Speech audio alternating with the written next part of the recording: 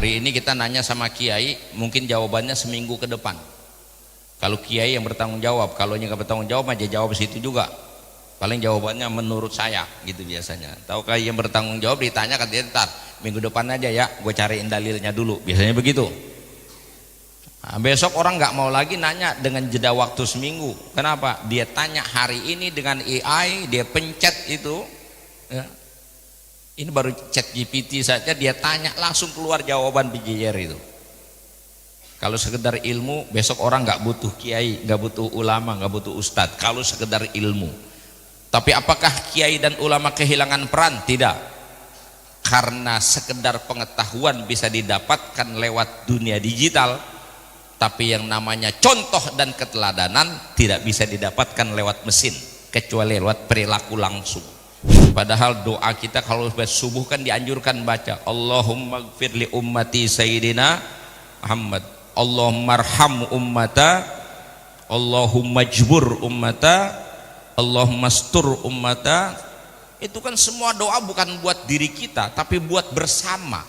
Doa itu mencerminkan hidup kita ini bukan mementingkan diri sendiri tapi mementingkan orang lain. Dan di antara doa yang kita panjatkan itu apa? Kita minta kepada Allah agar Allah menyayangi semua umat Nabi Muhammad. Allahumma arham ummat Sayyidina Muhammad. Kalau doa kita minta supaya Allah merahmati umat Nabi Muhammad, menjadi tidak masuk akal kalau hidup kita ini diisi dengan kebencian dan permusuhan. Saya meyakini betul orang-orang yang dihauli itu orang-orang baik pastinya. Karena saya udah hampir 30 tahun main panggung, belum pernah diundang haul bajingan, belum pernah. Pasti haulnya orang-orang soleh. Setidaknya orang yang punya jasa di lingkungannya, orang yang bisa dijadikan tokoh dan diteladani di sekitarnya, orang yang punya kebaikan yang kebaiknya dirasakan oleh banyak orang. Nah, orang-orang yang semacam ini telah selesai dengan tugas hidupnya, sementara kita yang masih hidup ini belum selesai dengan tugas kita. Imma ujungnya baik, imma ujungnya buruk. Siapa yang jamin? Belum ada jaminan. Hari ini ada orang di luar, kita bilang tuh sibuk mulu, orang kapan ngajinya? Kita di dalam masjid lagi ngaji. Pak, suatu saat bisa bertukar tempat, Pak. Bisa jadi kita yang di dalam ini besok ada di luar, yang sekarang di luar ada di dalam. Nggak ada yang jamin itu. Sampai Nabi bersumpah. Itu hadis yang cukup panjang tuh. Inna ahadakum yujma'u khalquhu fi batni ummihi arba'ina yawman nutfah, itu di ujungnya kan Nabi bersumpah, fawalladzi la ilaha ghairuh, demi Allah yang tiada Tuhan kecuali Dia. Inna ahadakum la ya'malu bi amali ahlil jannah, ada di antara kamu orang yang amalannya amalan ahli sorga. Hatta ma yakuna bainahu wa bainahu bainaha wa bainahu illa dira, sehingga tidak ada jarak lagi antara dia dengan sorga kecuali satu hasta saja. Tetapi wayasbiqu alaihil kitab, ternyata ketetapannya sudah terjadi dahulu ketika umur 40 hari, 4 bulan di dalam kandungan ibunya. Malaikat diutus untuk menulis ketetapan yang berlaku pada dirinya. Ternyata dia dicatat min ahlin nar, di ujung hidupnya ya'malu bi amali ahlin nar. Kemarin-marin dia amalannya ahli sorga, kerjanya di pesantren, ngaji, sholat, ibadah, bakti dan sebagainya. Tapi di ujungnya dia melakukan amalan ahli neraka. Fayasbiqu alaihi kitab, lalu fayamalu bi amali ahlin nar fayadkhuluha, ujungnya dia jeblos juga ke neraka. Naudzubillah.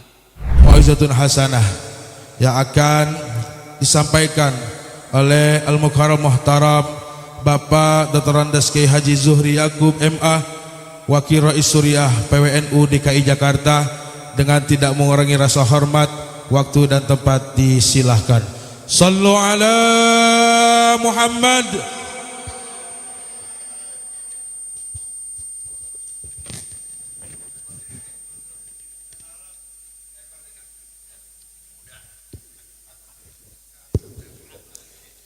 Assalamualaikum warahmatullahi wabarakatuh.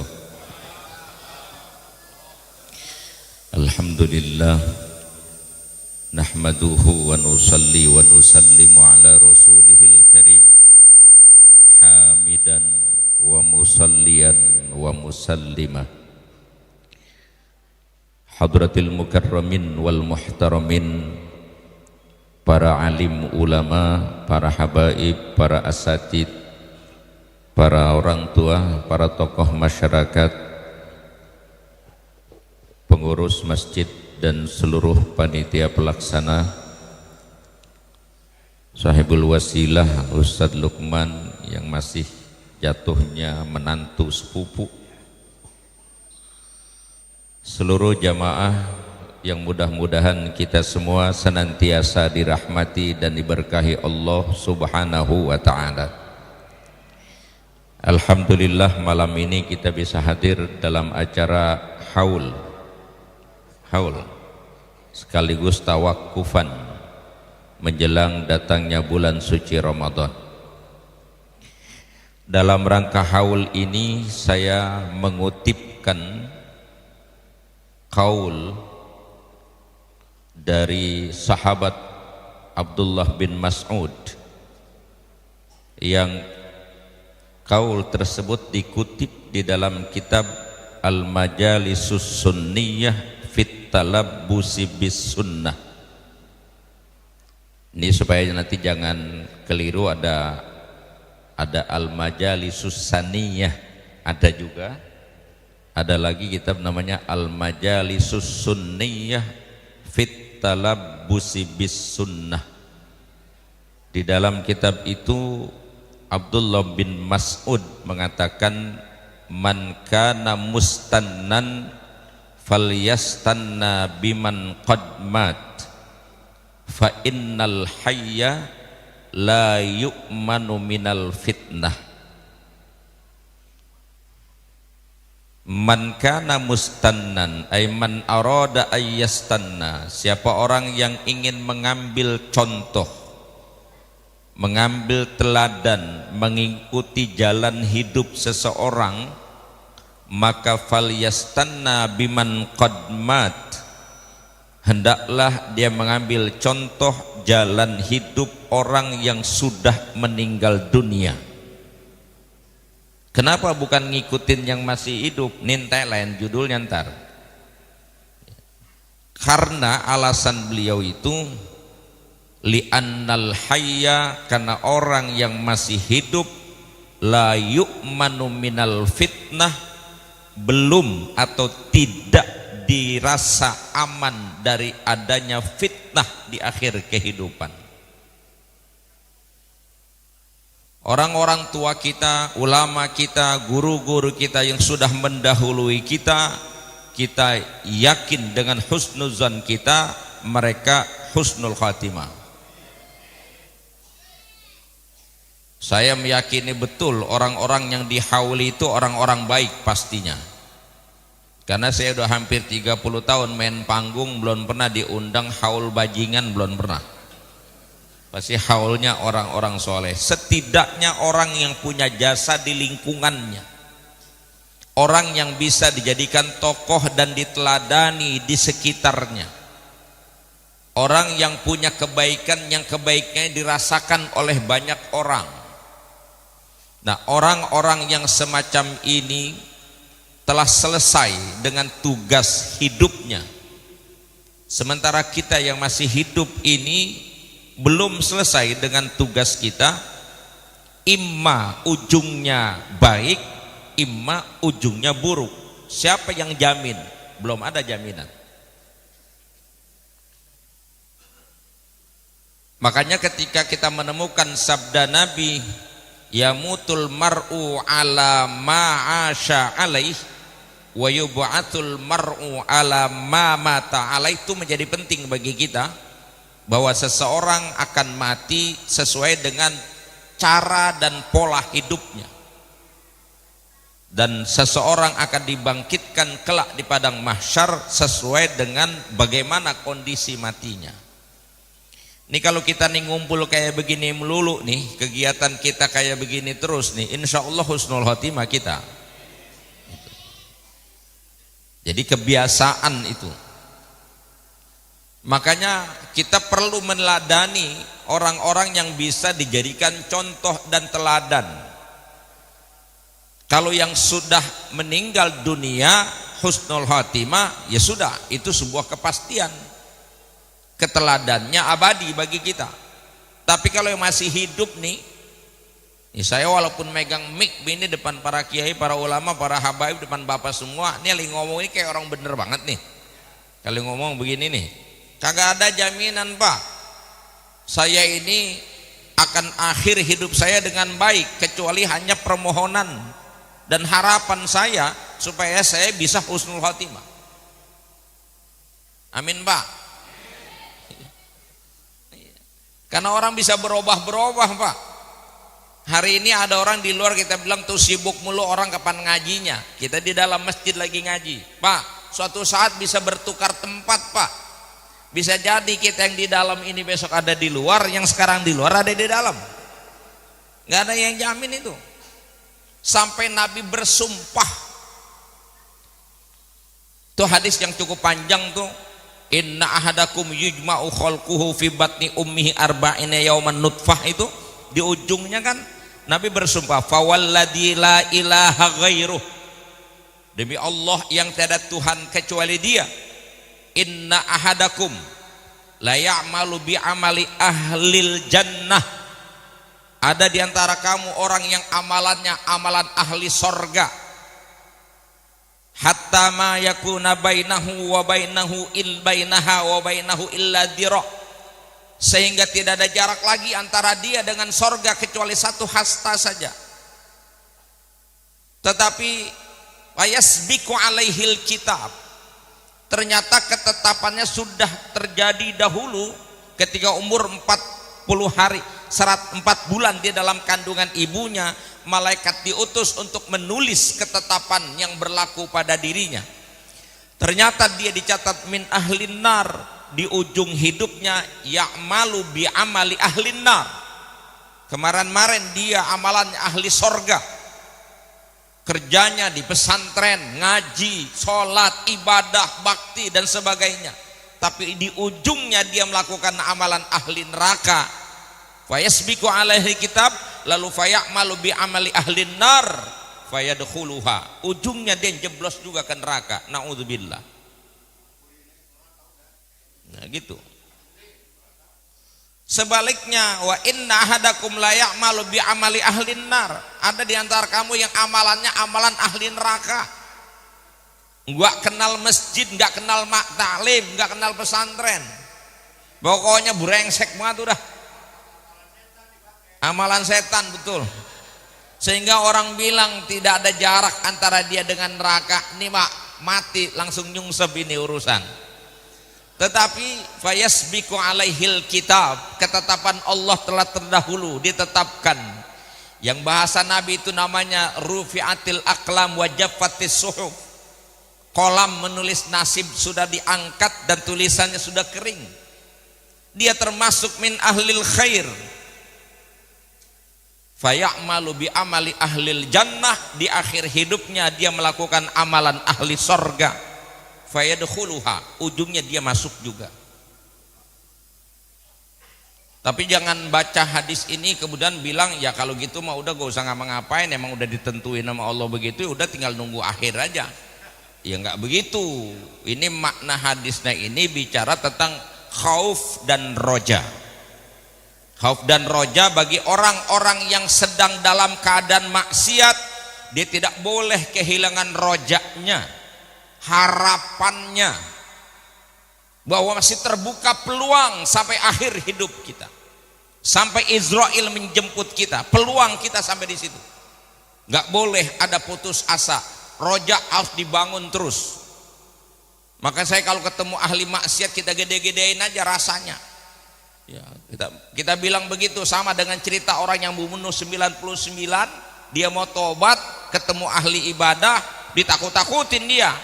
Satu aja neraka lu 99 mau tobat udah kagak ada jalan kata dia, digenapin sampai cepek sama dia, jadi cepek tuh 100. Tapi ketemu dia dengan ahlul hikmah, bukan sekedar alim tapi faqih ya, dia itu juga bukan sekedar faqih tapi hakim. Ketika dia mengutarakan maksudnya bertobat, yang dimunculkan adalah rojaknya, bukan khaufnya, rojaknya yang dimunculkan. Kata dia, jangankan kau membunuh 100 nyawa, sekolong langit manusia kau bunuh, kalau kau mau bertobat, ampunan Allah jauh lebih besar dari dosa yang pernah kamu lakukan. Nah, itu namanya kombinasi antara khauf dan roja. Maka Imam Ghazali selalu tekankan itu dalam setiap amal kita. Ada khauf, ada roja. Jadi ketika kita ini lagi begini ini, nggak boleh berpuas diri bahwa kita udah mengklaim ahli sorga. Belum tentu, ujungnya yang kita nggak tahu. Maka kita mesti mengkhawatirkan diri kita. Harus selalu ada risau pada diri kita. Harus ada selalu fikir dan amal akhirat, penguatan iman, dan memperbanyak amal soleh. Karena kita belum tahu ujungnya hidup kita kayak apa nanti. Di sisi lain, ketika ada orang yang melakukan amalan-amalan buruk, siapapun dia, jangan putus asa. Ada banyak kemungkinan, dan dalam contoh sudah banyak diceritakan di masa lalu, orang-orang yang ahli maksiat kemudian berubah menjadi wali-walinya Allah. Kan banyak para aulia yang asalnya bajingan jadi wali. Fudail bin Iyad itu siapa? Jadi imam besar, ulama besar, sufi besar. Asalnya itu bukan orang-orang baik, tapi menjadi orang baik. Sayyidina Umar bin Khattab itu siapa? Tapi menjadi orang baik. Maka roja harus dimunculkan kalau ketemu orang-orang yang belum baik. Nah, orang-orang baik kayak begini nih, ini wajah-wajah ahli sorga ini. Ini khaufnya mesti dimunculin supaya jangan puas. Gitu. Kalau main di luar kita gede-gedein rasanya sama dia supaya dia tetap optimis. Sebesar apapun dosa yang kau lakukan, ampunan Allah jauh lebih besar dari dosa yang pernah kau kerjakan. Dan kita yang sudah melakukan kebaikan-kebaikan ini pun tidak boleh merasa aman. Maka itu kemudian haul menjadi penting. Untuk kita bisa meneladani orang-orang yang telah mendahului kita dalam hidup. Sekaligus juga senantiasa kita mendoakan mereka yang sudah meninggal dunia sesuai dengan apa yang Allah hadirkan ayatnya. Walladzina ja'u min ba'dihim yaquluna rabbana ighfir lana wa li ikhwanina alladzina sabaquna bil iman wa la taj'al fi qulubina ghillan lil ladzina amanu rabbana innaka ra'ufur rahim. Dua kewajiban hidup kita kepada sesama muslim. Yang pertama, kepada orang-orang yang sudah meninggal dunia, kita senantiasa mendoakan ampunan untuk mereka. Dan kepada yang masih hidup, kita minta kepada Allah hidup kita berguna bagi orang lain. Dengan cara apa? Allah angkat, Allah buang penyakit ghil yang ada di dalam diri kita. Nah, ini yang kadang-kala ghil itu, Pak, itu yang menyebabkan orang-orang jadi awalnya baik pun bisa jadi buruk. Orang-orang yang tadinya soleh banget pun bisa jadi brengsek kalau dia pelihara yang namanya ghil. Makanya para aulia, kita pernah mendapatkan riwayat dan cerita yang namanya abdal. Wali-wali Allah itu diangkat menjadi wali, menjadi kekasih Allah yang mendapat jaminan la khaufun alaihim walahum yahzanun. Itu disebutkan la bi kasrati siyamihim wa qiyamihim. Bukan karena banyaknya mereka sholat di malam hari, bukan karena banyaknya puasa di siang hari, tetapi karena ghilnya itu sudah tidak ada lagi, sehingga yang muncul adalah kebaikan-kebaikan. Minimal disebutkan di sana ada 3 amalan baik sehingga seseorang diangkat posisinya menjadi wali-wali abdal. Ya, kita walaupun gak jadi wali abdal, kita udah jadi wali juga sih. Ya, minimal wali murid, besok jadi wali nikah gitu. Ketika udah jadi wali, kudu menjadi teladan bagi yang kita walikan, kan minimal begitu. Sebagai bapak kita menjadi teladan bagi anak kita gitu. Sebagai wali nikah, rumah tangga kita menjadi teladan bagi anak yang kita nikahkan. Nah, keteladanan itu dalam hal apa? Itu disebutkan, katanya jangan kau tanya tentang sholat mereka, bukan karena sholatnya, bukan karena puasanya, tapi maksudnya jangan kau tanya sholatnya pasti banyak pak. Nggak mungkin orang ibadahnya kagak beres jadi wali, nggak mungkin gitu. Tapi maksudnya posisi dia mendapatkan posisi itu bukan karena dari situ, dari amalan lain. Apa? Itu semua mencerminkan hati yang bening. 3 itu disebutkan. 1 yang disebut dengan sakhawatun nafs, kedermawanan diri, jiwa yang dermawan, jiwa yang selalu ingin membantu dan memberikan kebaikan kepada orang. Ini orang-orang yang kita hauli biasanya hidupnya tidak mentingin dirinya pak. Ini efek hidupnya yang tidak mentingin diri, selalu mikirin kepentingan orang lain. Biasanya dia diingat banyak tuh setelah meninggalnya. Tapi orang betapapun kelihatannya baik selama dia hidup, tapi tidak punya kebaikan kepada orang banyak, dengan mudah dilupakan. Padahal belum lama meninggal orang sudah lupa, karena dia tidak mendapatkan kebaikan. Itu karena kurang yang disebut dengan sakhawatun nafs, kemurahan hati.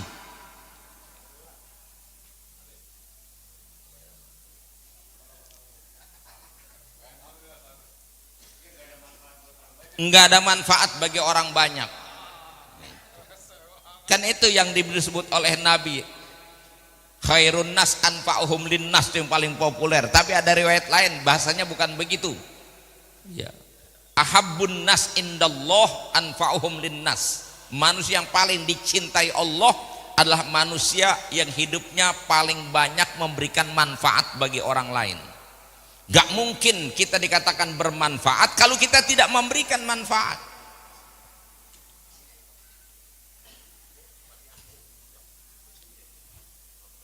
Jadi bahkan begini nih Pak, saya mau ngomong ini nih. Ketika Al-Quran membahas tentang ciri orang-orang bertakwa itu selalu kalimat takwa itu nggak jauh dari sebutan orang yang kepada Allah dia taat, kepada manusia hidupnya pasti bermanfaat. Perhatikan surah Al-Baqarah ayat 3, alladzina yu'minuna bil ghaib wa yuqimunas shalah wa mimma razaqnahum yun. Orang bertakwa itu bukan cuma saudara orang yang iman ke Allah lalu dia sholat jidatnya sampai pada hitam, bukan itu juga. Memang itu kriterianya, dia iman ke Allah, dia taat dengan melaksanakan kewajiban, tapi jangan lupa ada ciri yang Allah sebut, wa mimma razaqnahum yunfikun. Yunfikun mimma razaqnahum, menginfakkan, membelanjakan sebagian rizki yang Allah beri.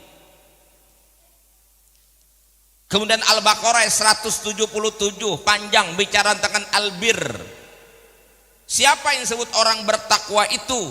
Allah sebutkan dulu 5 cirinya, baru Allah bilang itulah mereka orang bertakwa. Siapa?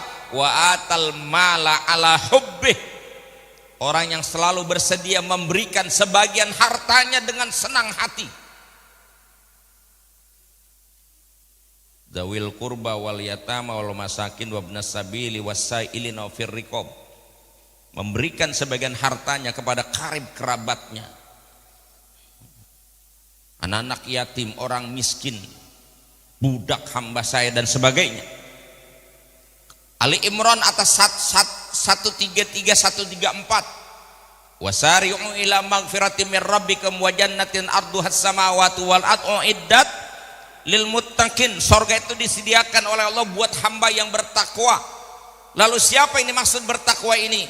Alladzina yunfikuna fis sarra'i wad dharra, orang yang selalu berinfak, belanja, memberikan sebagian hartanya, baik dalam keadaan mudah maupun dalam keadaan sulit, baik dalam keadaan luas ataupun dalam keadaan sempit. Jiwanya adalah jiwa memberi. Kalimat infak itu kan memberi Pak, bukan menerima. Makanya kita boleh periksa sama diri kita ini. Kita ini kalau hidup nih senangnya memberi apa nerima? Jangan ngaku orang baik kalau cuma demen nerima doang mah. Orang baik itu ciri khasnya memberi. Sampai saya sering kasih contoh, nih negara kita nih, kita bisa merdeka nih, jangan cuma berhenti pada sejarah perjuangan bambu runcing lawan meriam saja. 350 tahun katanya, kalau ilmu SD kita begitu, 350 tahun kita dijajah.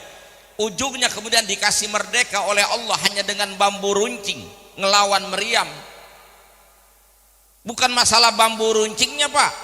Kesediaan orang-orang tua kita, para pahlawan dan para pejuang untuk memberikan apa yang mereka punya untuk negeri ini, termasuk nyawa satu-satunya mereka rela korbankan. Yang penting anak cucu mereka hidup dalam kebebasan, tidak dalam ketertindasan. Maka ujungnya Allah kasih kepada kita kemerdekaan itu lewat perjuangan. Tapi begitu negara ini merdeka, disusun tujuannya negara ini untuk mewujudkan masyarakat yang adil dan makmur, sudah lebih 80 tahun sekarang, masuk 81 sekarang. 80 tahun kita merdeka, kita masih begini-gini aja. Bahkan banyak yang teriak katanya kita belum merdeka.